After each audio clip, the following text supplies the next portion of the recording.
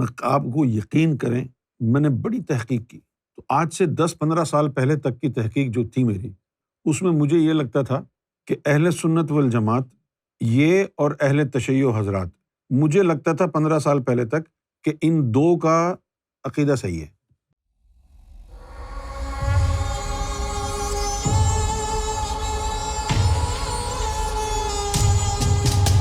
تو آپ نے تو اس دور میں توحید کا عقیدہ بگاڑ دیا۔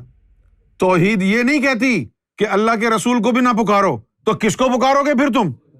توحید یہ نہیں کہتی کہ جس کو محمد رسول اللہ نے پوری امت کا مولا بنایا تم اس کا نام یا علی کہہ کر بھی نہ پکارو، یہ تھوڑی کہتی ہے توحید۔ توحید کیا کہتی ہے کہ اللہ اور جو اللہ والے ہیں ان کے علاوہ کسی سے نہیں مانگنا، کیونکہ جس کے سینے میں اللہ ہے، جس کے دل میں اللہ ہے، وہ غیر اللہ کدھر ہے؟ غیر اللہ تو وہ ہے نا جس کا اللہ سے تعلق نہیں ہے۔ جن کے سینوں میں اللہ کا نور بھرا ہوا ہے، جن کو محمد رسول اللہ نے اپنا وصی بنایا، جن کو محمد رسول اللہ نے تمہارا مولا بنایا، آج تم کہتے ہو کہ یا علی کا نام لینا، یا علی سے مدد مانگنا شرک ہے۔ کدھر کا شرک ہے؟ اگر محمد رسول اللہ سے مانگنا، مولا علی سے مانگنا، غوث اعظم سے مانگنا شرک ہے تو پھر دین کیا ہے؟ تمہارے پاس تو کسوٹی بھی نہیں ہے۔ آج تو تم بے غیرت اور بے حیا ہو گئے ہو۔ تمہارے مسلمانوں میں ایسے ایسے دشمنان جو ہے لیڈر بن کے اٹھتے ہیں جن کا نام ذاکر نائک ہے، اور جو کہتا ہے کہ ہمارے لیے تو محمد رسول اللہ سے مانگنا بھی شرک ہے، پھر بھی وہ پھر رہے ہیں اور تم ان کی عزت کرتے ہو، ایسے کنجروں کی عزت کرتے ہو، گستاخان رسول کی عزت کرتے ہو۔ جو لوگ مسجد نبوی سے نبی پاک صلی اللہ علیہ وسلم کا جسد خاکی چرا کر کے کہیں اور شفٹ کرنا چاہتے ہیں، جو لوگ کہتے ہیں کہ مسجد نبوی شرک کا اڈا بنا ہوا ہے، تم لوگ ان کو مومن سمجھتے ہو۔ تمہارا کیا حال ہے؟ کیا کسوٹی ہے تمہارے پاس؟ کہاں گیا تمہارا ایمان؟ تو آج کیا ہے تمہارے پاس؟ نہ تمہارا توحید کا عقیدہ درست ہے، نہ تمہارا محمد رسول اللہ کی ذات پر عقیدہ درست ہے۔ 70% سے زیادہ مسلمانوں کی تعداد کہتی ہے کہ محمد رسول اللہ معاذ اللہ ہمارے بڑے بھائی کی طرح ہیں، بشر ہیں ہماری طرح۔ اور اس دور کے کفار کیا کہتے تھے؟ اللہ کو کہو کہ اے اللہ تو نے ایسا پیغمبر بنا کے بھیجا ہے جو ہماری طرح چلتا پھرتا کھاتا ہے۔ اللہ نے فرمایا کہ اگر میں کوئی فرشتہ بنا کر بھیج دیتا تو پھر تم یہ کہتے کہ یہ تو فرشتہ ہے، اس سے تو گناہ ہی نہیں ہوتے، ہم تو انسان ہیں۔ تمہیں تو کسی پل بھی چین نہیں ہے۔ اچھا، اسی کے ساتھ جو ہے اولیاء اکرام کے بارے میں عقیدہ وہ تم نے بگاڑ دیا۔ چھوٹے چھوٹے فرق سے بہت بہت بڑے بگاڑ پیدا ہو گئے، خاص طور پر ولیوں کے ماننے والوں میں۔ مثلاً کیا؟ جب ولیوں کے ماننے والوں کی بات ہوتی ہے، ان کے عقیدے کی بات ہوتی ہے، تو آج کل کا پڑھا لکھا طبقہ کہتا ہے کہ بھائی یہ تو داتا اور خواجہ سے مانگ رہے ہیں اولاد، دینے والا تو اللہ ہے، اللہ سے مانگو۔ ٹھیک ہے نا؟ اب اس بات کے اوپر آپ کیا کہیں گے؟ کچھ بھی نہیں کہہ سکتے، بالکل درست بات ہے۔ لیکن خواجہ اور داتا اللہ نہیں ہے، نہ یہ کسی کو کچھ دے سکتے ہیں، لیکن اللہ ان کی بات رکھتا ہے، اللہ کے یار ہیں، اللہ ان کی سفارش پہ دیتا ہے، اللہ تعالیٰ ان کا بھرم رکھتا ہے۔ یہ داتا، یہ خواجہ، یہ غوث، یہ علی، یہ حسین، یہ سب رب کے پیارے ہیں، ان کی صورت کو دیکھ کے وہ دے دیتا ہے لوگوں کو۔ یہ سمجھانے والا کوئی آیا نہیں آپ میں، آپ نے بس یہی کہا جی ہاں جی ہم کو تو داتا ہی دے گا۔ یہ ہو گئی جہالت کی بات، کیونکہ جب آپ یہ اڑ جائیں نا ضد پہ، ہاں جی ہم کو تو داتا ہی دے گا، اور کوئی آپ کو سمجھانے والا بھی نہ ہو، کیونکہ مولویوں کا کام سمجھانا کہاں ہے، مولویوں کا کام تو لڑوانا ہے۔ اچھا، انہوں نے کہا داتا اور خواجہ نہیں دے سکتے، تم یہ والا بم مارو ان پر، تم کہو تم گستاخ رسول ہو۔ سمجھانے والا کون ہے؟ اگر ان کو یہ سمجھا دیا جاتا کہ دیکھو بھائی ہولڈ آن، دینے والا اللہ ہے، نہ داتا دے گا کسی کو، نہ خواجہ دے گا کسی کو، نہ غوث کسی کو دے گا، لیکن اللہ کا قانون ایسا ہے کہ جو اللہ والے ہو جاتے ہیں، قرآن ان کے بارے میں کہتا ہے کہ میں تجھ سے راضی، تم مجھ سے راضی۔ رادیا اور مردیا کا وعدہ ہو جاتا ہے ان بندوں سے اللہ کا۔ اگر کسی معاملے میں اللہ کے یہ پیارے دوست اللہ کو یہ کہہ دیں کہ اے اللہ شکیل کے مقدر میں ایمان نہیں ہے، بیٹی نہیں ہے، بیٹا نہیں ہے، تو دے دے اسے، تو وہ وعدے کا پابند ہے اپنے بندوں سے، وہ ان کی بات نہیں ٹالے گا۔ شکیل کے مقدر میں ایمان نہ بھی ہوا تو اللہ اپنے دوست کا بھرم رکھتے ہوئے اس کو ایمان والا بنا دے گا۔ شکیل کے مقدر میں اگر اولاد نہ بھی ہوئی لیکن اس کے کسی پیارے دوست نے ہاتھ اٹھا کے دعا کر دی کہ اے اللہ میرا بھرم رکھ، میرے آستانے پر آیا ہے، تو وہ اپنے وعدے کا پاس کرتا ہے۔ اس نے وعدہ کیا ہے اپنے بندے سے رادیا مردیا کا، تو مجھ سے راضی میں تجھ سے راضی۔ یہ اللہ کے محبوب بندے ہیں، اللہ تعالیٰ ان کی بات نہیں ٹالتا۔ کیا آپ سمجھتے ہیں کہ اللہ تعالیٰ نے کبھی مولا علی کی بات ٹالی ہوگی، امام حسین کی بات ٹالی ہوگی؟ وہ اللہ کے نیک بندے ہیں، یہ میں آپ کی زبان بول رہا ہوں، اللہ کے نیک بندے ہیں۔ تو یہ عقیدہ غلط ہو گیا۔ اب ایک گروپ جو ہے تصوف کے ماننے والوں کا، صرف ماننے والوں کا، تصوف پر عمل پیرا نہیں ہے۔ یہ جتنے بریلوی گھوم رہے ہیں نا ادھر ادھر، اہل سنت والجماعت کا نعرہ لگانے والے کہ بھئی ہم تو ولیوں کے ماننے والے ہیں، ہم تو نیاز دینے والے ہیں، ہم تو کنڈا کھانے والے ہیں، دین کا کنڈا بھی انہوں نے کیا ہے، کیونکہ ان کے پاس ہیں صرف نعرے، جہالت ہے ان کے پاس، ان کو پتہ نہیں ہے کہ مجذوب کون ہوتا ہے، ان کو پتہ نہیں ہے کہ محبوب کسے کہتے ہیں، انہیں پتہ نہیں ہے کہ مغضوب کسے کہتے ہیں، انہیں پتہ نہیں ہے محجوب کسے کہتے ہیں۔ محجوب وہ ہے جس کے سینے پر غلاف پڑا ہوا ہے، 1,80,000 جالے پڑے ہوئے ہیں۔ ابتدا میں ہر بندہ محجوب ہوتا ہے، جب وہ نفس پاک کرنے کی کوشش میں لگتا ہے مرشد کامل کی نظر سے اور اس کا نفس لوامہ بن جاتا ہے تو پھر وہ محجوب سے معتوب ہو جاتا ہے۔ معتوب کا کیا مطلب ہے؟ توبہ کرنے والا۔ توبہ کرنے والے کا کیا مطلب ہے؟ توب کا مطلب کیا ہے؟ رب کی طرف لوٹنے والا۔ پھر وہ معتوب ہو گیا، پھر وہ معتوب ہی رہتا ہے حتیٰ کہ اس پر اللہ کی تجلی پڑ جائے۔ پھر جب رب کی تجلی پڑتی ہے تو اب دو چیزیں ہوتی ہیں، اگر وہ تجلی کو جھیل نہ سکے تو معتوب سے مجذوب ہو گیا، اگر جھیل گیا تو محبوب ہو گیا۔ تجلی کو اگر جھیل نہ سکے، عقل کا پردہ پھٹ جائے، اس کو پھاڑنا نہیں ہوتا ہے، اس کو نور سے جلانا ہوتا ہے۔ جو پردے ہوتے ہیں نا، حجاب، ہمارا تو عقیدہ ہی صحیح نہیں ہے امت کا۔ جب آپ کا عقیدہ صحیح نہیں ہوگا تو آپ بخشش کی امید بھی کیا ہے؟ آپ کو یقین کریں، میں نے بڑی تحقیق کی، تو آج سے 10-15 سال پہلے تک کی تحقیق جو تھی میری، اس میں مجھے یہ لگتا تھا کہ اہل سنت والجماعت جو اب بریلوی کہلاتے ہیں، پہلے اہل سنت والجماعت کہلاتے تھے، یہ اور اہل تشیع حضرات، مجھے لگتا تھا 15 سال پہلے تک کہ ان دو کا عقیدہ صحیح ہے، کیونکہ جو شیعہ ہیں ان کا جو عقیدہ ہے وہ حضور کے بارے میں بھی بہت اچھا ہے، حضور کو بھی نور مانتے ہیں، حضور کو بھی پکارتے ہیں مدد کے لیے، مولا علی سے بھی محبت کی بات کرتے ہیں، اہل بیت کو بھی مانتے ہیں، صحیح ہے عقیدہ ان کا۔ صرف ایک ان کے اندر جو ہے مجھے کمی نظر آتی تھی، وہ کمی یہ تھی کہ وہ اس بات کے قائل نہیں تھے، نہ اب ہیں، کہ ولایت جو ہے وہ اہل بیت سے باہر بھی کسی کو مل سکتی ہے، وہ یہ نہیں مانتے تھے۔ یہاں پر گڑبڑ تھی۔ کیوں گڑبڑ ہے؟ گڑبڑ اس لیے ہے کہ بھئی اللہ تعالیٰ ہر شے پر قادر ہے اور اللہ تعالیٰ منصف ہے، اللہ تعالیٰ کسی پر ظلم نہیں کرتا، اللہ تعالیٰ انصاف کرتا ہے۔ یہ بے انصافی ہمیں توقع ہی نہیں ہے کہ اللہ کی طرف سے ہو سکتی ہے کہ اہل بیت کو تو بلند اور بالا مراتب اور ولایت عطا فرما دے، اور جو اہل بیت سے نہیں ہیں، امتی ہیں، ان سب کو جو ہے سیکنڈ کلاس سٹیزن کی طرح ٹریٹ کرے اللہ۔ یہ تو نہیں ہم سمجھتے۔ اچھا، پھر دوسرا ہم نے یہ بھی دیکھا کہ نبی کریم صلی اللہ علیہ وسلم کے دور میں ایسے لوگوں کو بھی آپ صلی اللہ علیہ وسلم نے اپنی اہل بیت میں شامل کر لیا جو ایران سے، فارس سے چل کے آئے تھے، جو ایرانی تھے۔ حضور کے خاندان کیا، وہ عرب بھی نہیں تھے، عجم تھے، عجمی تھے وہ، لیکن کوئی تو ایسا علم ہوگا جو سلمان فارسی کو نبی پاک صلی اللہ علیہ وسلم نے اہل بیت میں شامل فرمایا۔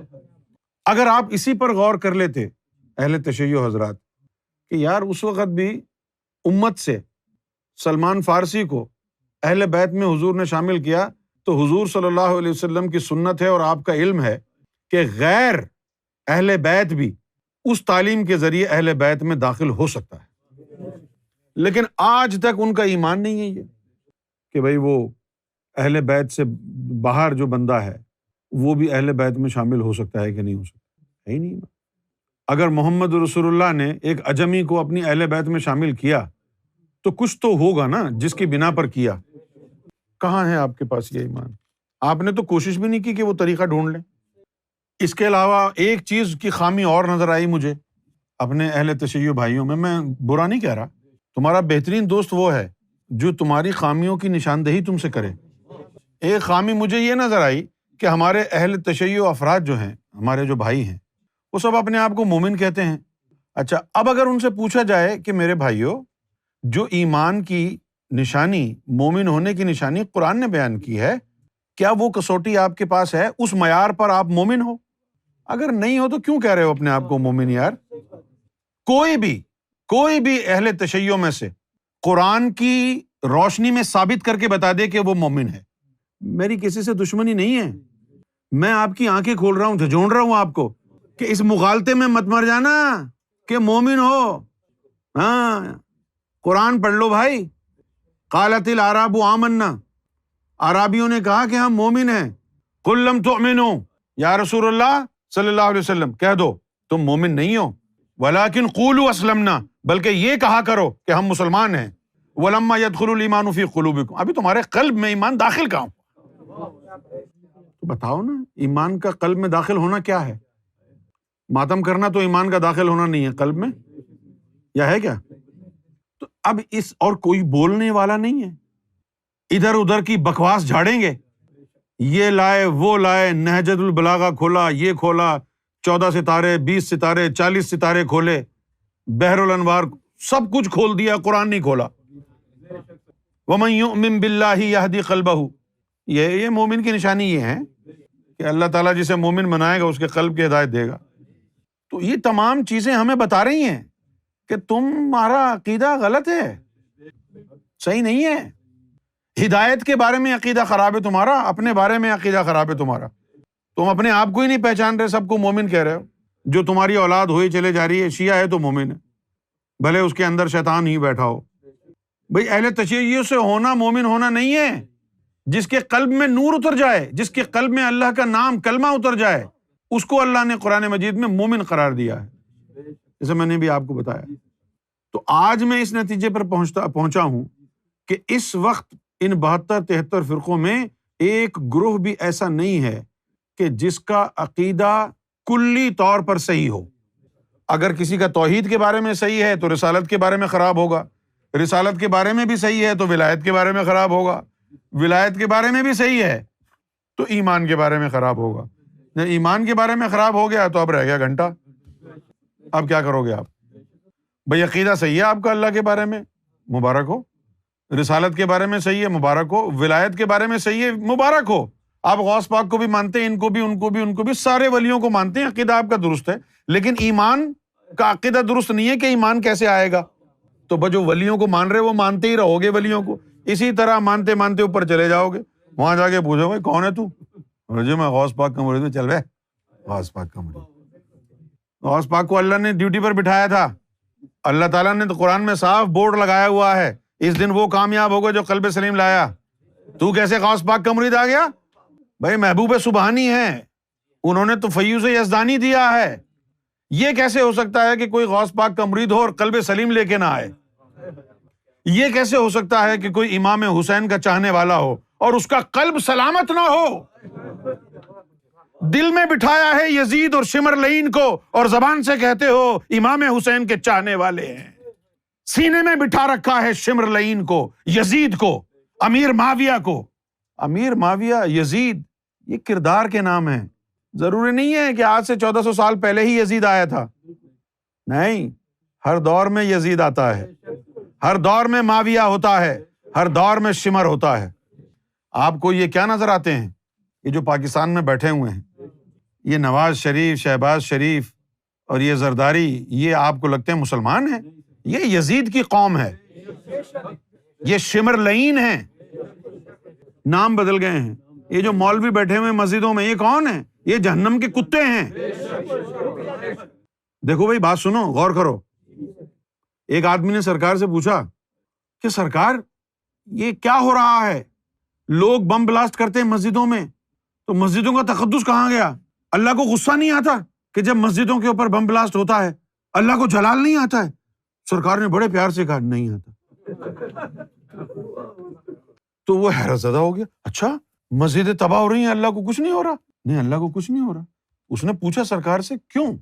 سرکار نے فرمایا یہ تمہاری نظر میں مسجدیں ہیں، اللہ ان کو مسجد مانتا ہی نہیں ہے کیونکہ یہ حرام کے پیسے سے بنی ہوئی ہیں۔